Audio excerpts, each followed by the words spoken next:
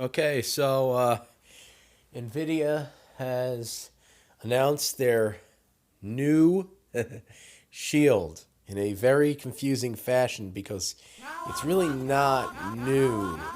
It's a refresh of the old Shield TV, the same way they did with the K1 tablet. They have made it smaller and they removed some of the ports, I believe the micro SD and the micro USB. And they are including the new remote, the new controller, and apparently a new remote, which is not going to be rechargeable. And it is going to have like a real disc type battery, like a coin battery, which you'll have to replace.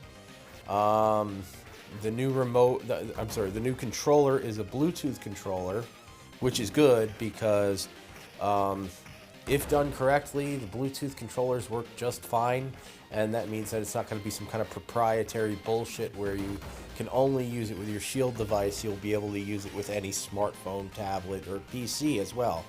So you can do that. It looks to have, from what I saw, because I zoomed in on the picture, the start and select button are raised, but I think they're still touch buttons. From what I saw, I wasn't able to see that in person or anything, but I did not see any like crease or whatever, like almost like a crack, or it just looked like they were still touch buttons but raised, so you wouldn't have to fat finger it like the old touch buttons they have. I would prefer that they were clickable, but I don't know that 100%. That's just what it looks like to me. I thought the controller was actually uglier than the one they have with the old Shield TV, but that's depends on the person. Some people think it looks really good. I think it's ugly as hell. It is smaller, so a lot of people have actually asked for a smaller controller. Personally, I do enjoy the old controller, just not the touch buttons and the D-pad. Did need something, and it looks like they fixed the D-pad, hopefully. It's no longer a floating D-pad thing. It's like a cross D-pad, except for, it looks a lot like if they made the Shield D-pad a cross D-pad, I guess. I don't know. So I don't think there's a touchpad on it. I mean, they disabled the fucking touchpad on the Shield TV. So basically, yeah, it's just the same thing, smaller, more ports, and it's gonna come packaged with Nougat.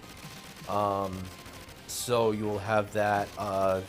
Some things I've seen from their video footage had to kind of slow it down a bit because it was going too fast, was that they were going to integrate the GameStream games and GeForce Now games onto the home screen, so you no longer have to go into a menu to launch those games. They will be with your Android games and emulators and shit. So that's cool, if you can just not have to go into that menu and everything seems more like a unified whatever.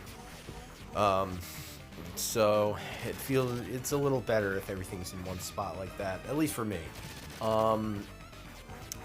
So the other thing is they have their this wasn't very clear what they were doing with this, but they mentioned their Steam Link application, and I'm not sure if that's an extra application on top of their own GameStream application, maybe hopefully for like AMD users, or if they're replacing it. Didn't look like they were replacing it because it showed GameStream and then it showed the Steam application, the Steam Link application, so it may be an extra application on top of that.